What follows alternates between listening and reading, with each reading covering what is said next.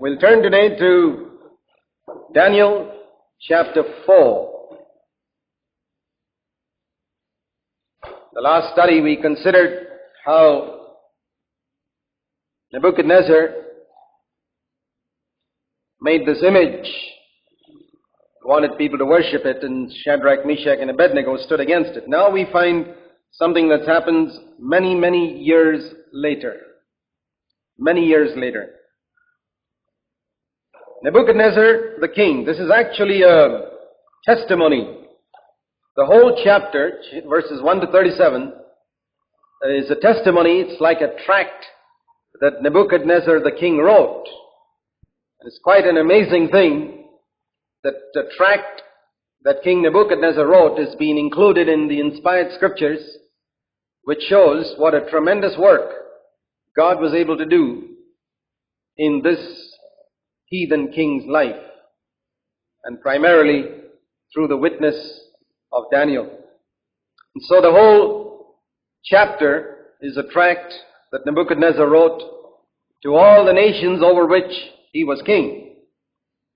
He was giving a testimony concerning what God had taught him. And that's the best type of tract to write, what God has taught me through my experiences. Nebuchadnezzar, the king, to all the peoples, nations, and men of every language that live in all the earth, and like the King James Version says, may your peace be multiplied. He sounds like an apostle, just like when Peter writes his epistle, may peace be multiplied unto you.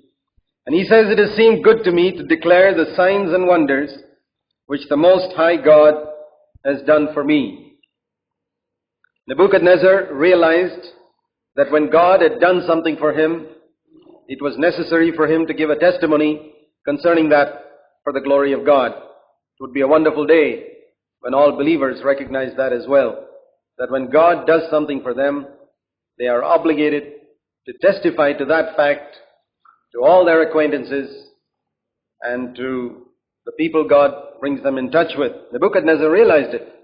God had done something for him, and he was very grateful, and he was not going to keep quiet about it. He was going to tell others about what God had done for him.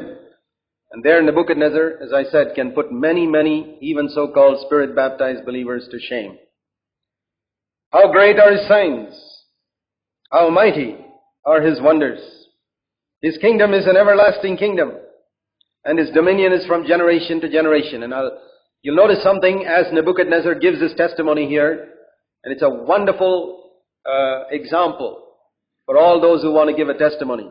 You read through this tract, and you'll see how we should give a testimony. A heathen king who was humbled by God can give us an example. Many people, when they give their testimony, they glorify themselves. But you read through this, and you find Nebuchadnezzar humbles himself in the eyes of others. He glorifies only God. He doesn't show what a wonderful person he was, but he shows what a wonderful person God is. How great are his signs, and how mighty are his wonders.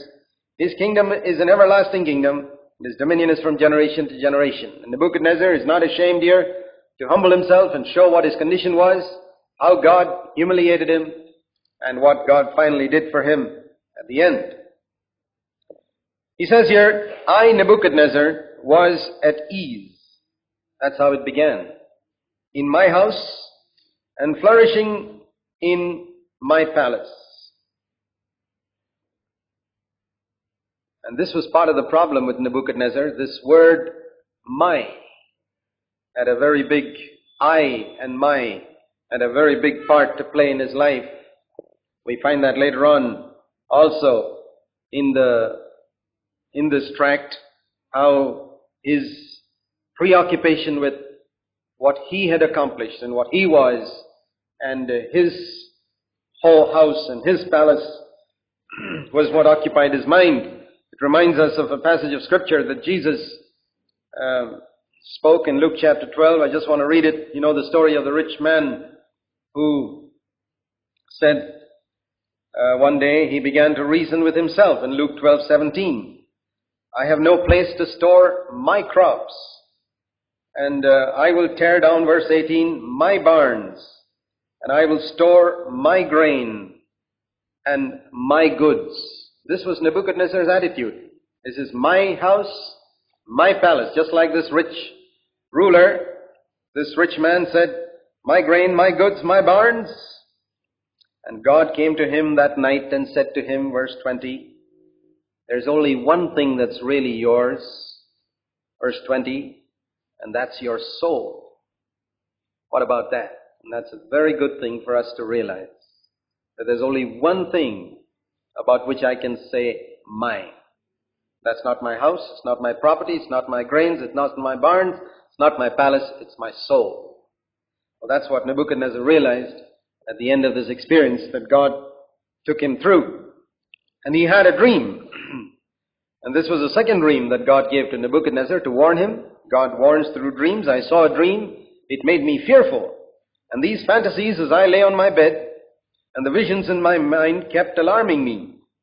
And so I gave orders to bring into my presence all the wise men of Babylon, that they might make known to me the interpretation of the dream. Then the magicians, the conjurers, the Chaldeans, and the diviners came in, and I related the dream to them, but they could not make its interpretation known to me.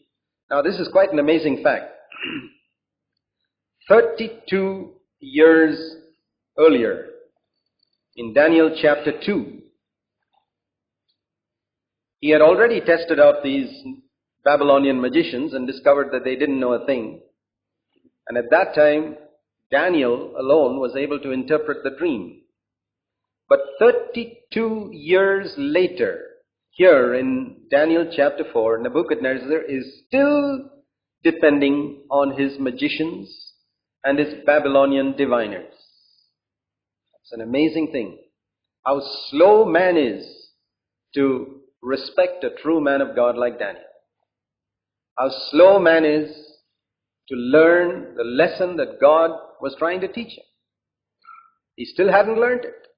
He was still depending on these people 32 years later.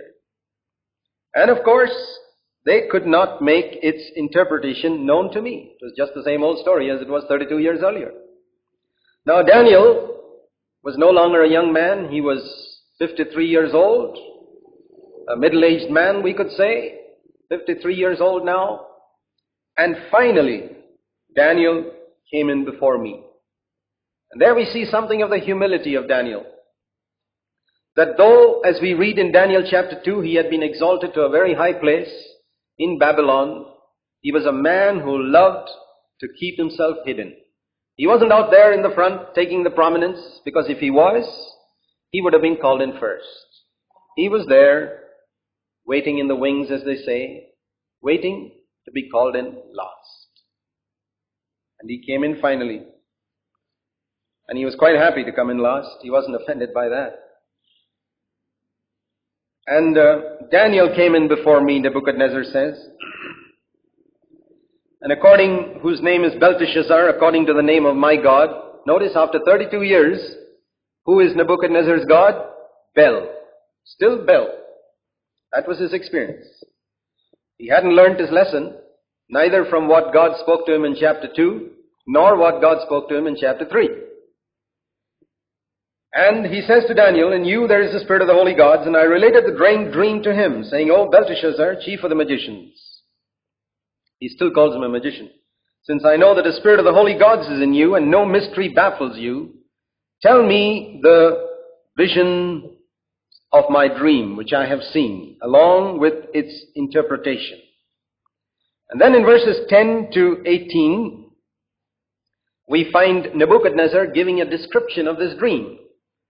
And I'll just read through it quickly so that we get an idea what this dream was through which God was trying to warn Nebuchadnezzar. Now these were the visions in my mind as I lay on my bed. I was looking, and behold, there was a tree in the midst of the earth, and its height was great. The tree grew large and became strong, and its height reached to the sky. And it was visible to the end of the whole earth. Its foliage was beautiful, its fruit abundant, and in it was food for all. The beasts of the field found shade under it, and the birds of the sky dwelt in its branches, and all living creatures fed themselves from it. He saw a vision of this tree, and all the animals and birds under it. And I was looking in the visions in my mind as I lay in my bed, verse 13, and behold, an angelic watcher, a holy one, descended from heaven. He shouted out and spoke as follows: chop down this tree and cut off its branches, strip off its leaves and scatter its fruit, and let the beasts flee from under it and the birds from its branches, yet leave the stump with its roots in the ground. In other words, don't pull it out by the roots. Leave a little bit of it still there, and protect that with a band of iron and bronze around it in the new grass of the field. And let him be drenched with the dew of heaven, and let him share with the beasts in the grass of the earth. Let his mind be changed from that of a man, let a beast's mind be given to him. And let 7 periods of time, that is 7 years, pass over him. And the purpose of this sentence is by the decree of the angelic watchers, and the decision is a command of the holy ones. And here is the purpose: in order that the living may know that the Most High is ruler over the realm of mankind, and bestows it on whom he wishes, and sets over it the lowliest and basest of men, teaching us that the emperors whom God appoints over various kingdoms and the great rulers are very often the basest and lowliest of men in his eyes, the worst of the lot, whom the world considers the greatest. This is the dream which I, King Nebuchadnezzar, have seen. Now, you, Belteshazzar, tell me its interpretation, inasmuch as none of the wise men of my kingdom is able to make known to me the interpretation. But you are able, for a spirit of the holy gods is in you.